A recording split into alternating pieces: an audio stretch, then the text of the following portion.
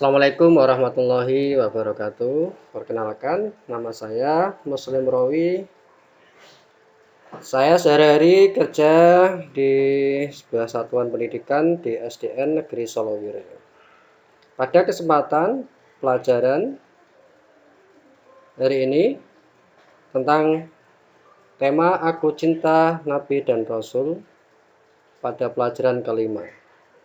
Subtema kisah keteladanan Nabi Ayub alaihissalam.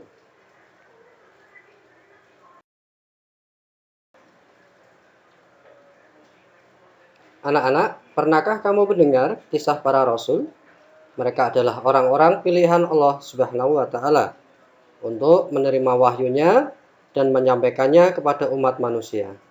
Dalam menjalankan tugasnya, mereka banyak menghadapi cobaan dan rintangan yang berat. Walaupun demikian, mereka selalu sabar menghadapinya.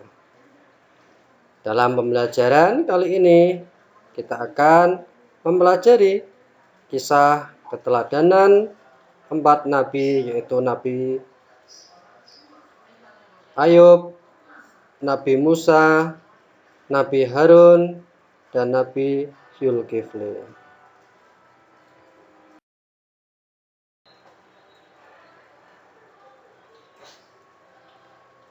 Materi pelajaran 5 kelas 4 sekolah dasar. Yang pertama, kisah keteladanan Nabi Ayub alaihissalam. Yang kedua, kisah keteladanan Nabi Musa alaihissalam. Yang ketiga, kisah keteladanan Nabi Harun alaihissalam. Yang keempat, kisah keteladanan Nabi Zulkifli alaihissalam.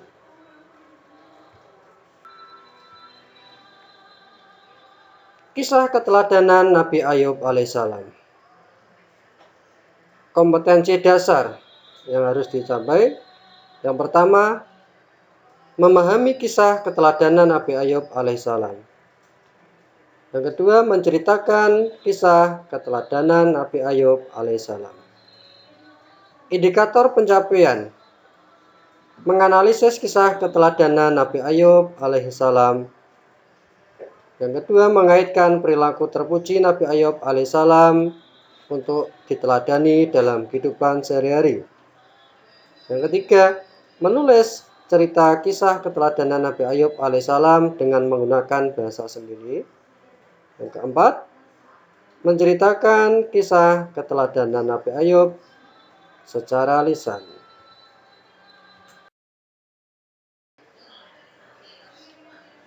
Kisah keteladanan Nabi Ayub alaihissalam. Anak-anak, tolong diperhatikan. Yang pertama, kehidupan Nabi Ayub alaihissalam. Nabi Ayub alaihissalam adalah putra dari Ais bin Ishaq alaihissalam. Nabi Ishaq alaihissalam adalah putra Nabi Ibrahim alaihissalam dari Sarah.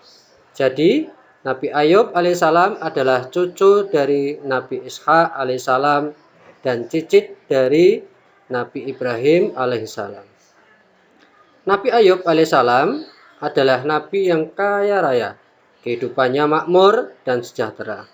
Di balik kehidupannya yang berkecukupan, Nabi Ayub tidak pernah melupakan Allah Subhanahu wa Ta'ala. Dia tetap rajin beribadah dan berbuat kebajikan. Dia juga suka menolong orang fakir, miskin, dan anak yatim. Nabi Ayub juga tidak pernah sombong. Dia selalu bersyukur dan menyadari bahwa semua kekayaannya adalah amanah dari Allah Subhanahu wa Ta'ala. Kekayaannya dipergunakan untuk membantu orang lain yang membutuhkan.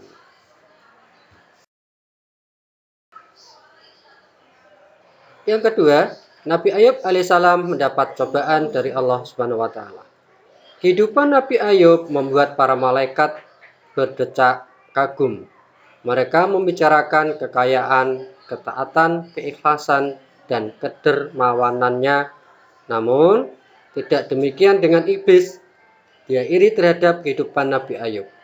Iblis ingin menggoda dan menjerumuskan Nabi Ayub ke dalam kesesatan. Iblis pun mencoba dengan segala cara agar Nabi Ayub jauh dari Allah Subhanahu wa Ta'ala. Ternyata semua usaha iblis gagal. Namun Nabi Ayub tetap taat dan patuh kepada Allah Subhanahu wa taala. Iblis pun meminta izin kepada Allah agar diberi kesempatan menguji keimanan Nabi Ayub.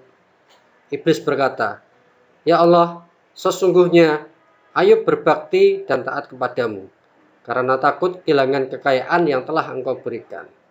Jika dia terkena musibah dan kehilangan harta bendanya, belum tentu dia taat dan ikhlas beribadah kepadamu," kata iblis.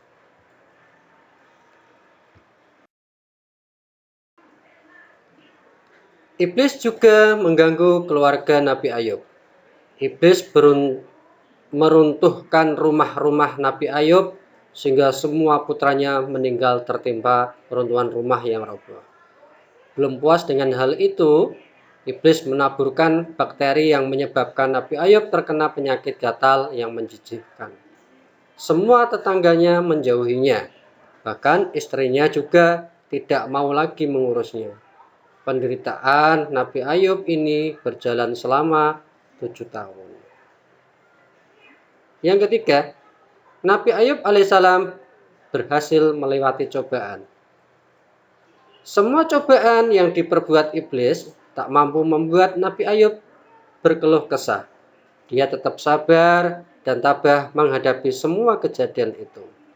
Dia tetap berzikir dan menyebut asma Allah meskipun kehilangan kekayaan dan keluarganya. Pada awalnya, masih ada seorang istri Nabi Ayub yang masih setia, bernama Rahmah. Namun, ketika Nabi Ayub sudah tidak memiliki apa-apa dan sakitnya bertambah parah, dia pun meninggalkannya.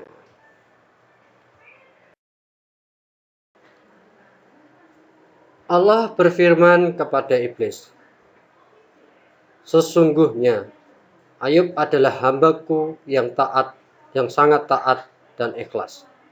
Semua ibadahnya adalah semata-mata untuk mendekatkan diri kepadaku. Iman dan takwanya tidak akan luntur oleh ada atau tidaknya kekayaan. Ketaatan dan kepatuhan kepadaku tidak akan berkurang meskipun dia jatuh miskin. Engkau hanya iri dan tidak suka melihat hambaku berada di jalan yang lurus." Untuk membuktikan keimanan dan ketaatan Nabi Ayub, akhirnya Allah mengizinkan iblis untuk menguji Nabi Ayub dan keluarganya.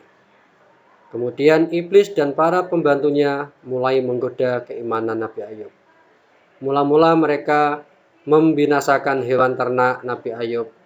Satu persatu hewan Nabi Ayub mati hingga tidak ada lagi yang tersisa. Kemudian lumbung-lumbung makanan Nabi Ayub tiba-tiba terbakar sehingga semua hasil pertaniannya musnah.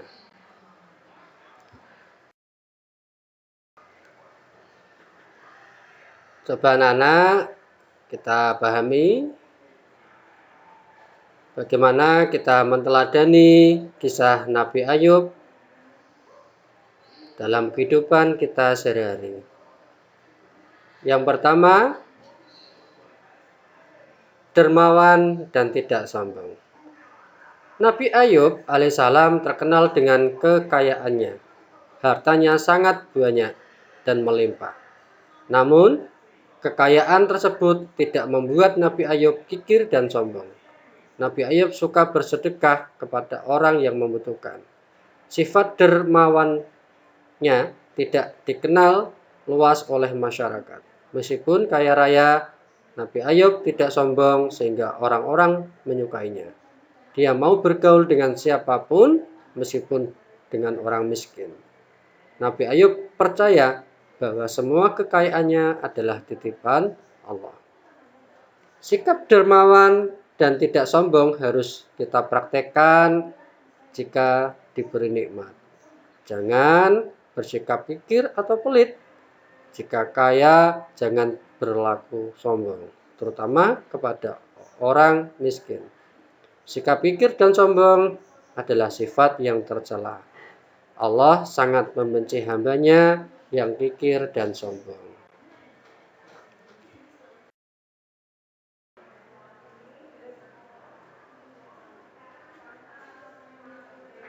Yang kedua, tabah dan tawakal menghadapi cobaan. Sikap tabah dan tawakal ditunjukkan oleh Nabi Ayub ketika mendapat cobaan. Ketika semua harta kekayaannya habis, dia tetap tabah. Dia percaya bahwa semua yang dimiliki adalah titipan Allah. Nabi Ayub juga memasrahkan segala sesuatu kepada Allah. Inilah yang disebut dengan tawakal. Meskipun dalam kemiskinan, Nabi Ayub tetap rajin beribadah. Sifat tabah dan tawakal sangat teruji bagi kita. Meskipun sedih atau susah, kita harus tabah dan tawakal. Semua yang kita terima berasal dari Allah, dan sesuatu saat juga akan kembali kepada Allah. Kita tidak boleh menyesali apa yang terjadi. Setiap sesuatu yang terjadi selalu ada hikmahnya, dan semua itu demi kebaikan kita. Dalam keadaan apapun, kita harus berdoa dan mengharapkan rahmat dari Allah Subhanahu wa taala. Allah berjanji akan mengabulkan doa-doa kita.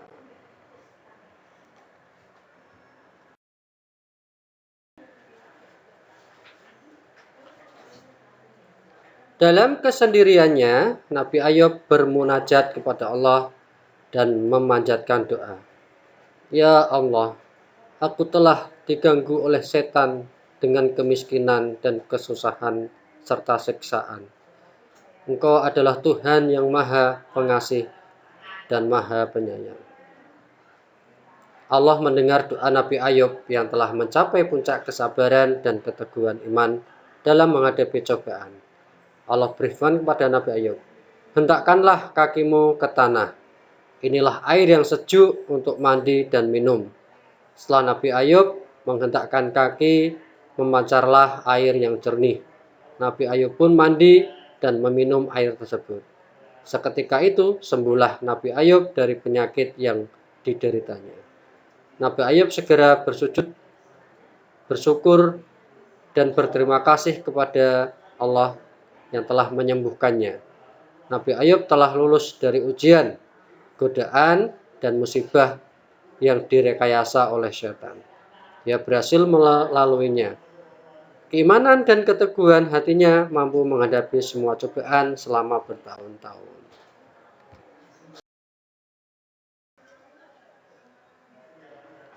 Terima kasih, semoga bermanfaat. Saya akhiri, wabillahi taufik wal hidayah. Wassalamualaikum warahmatullahi wabarakatuh.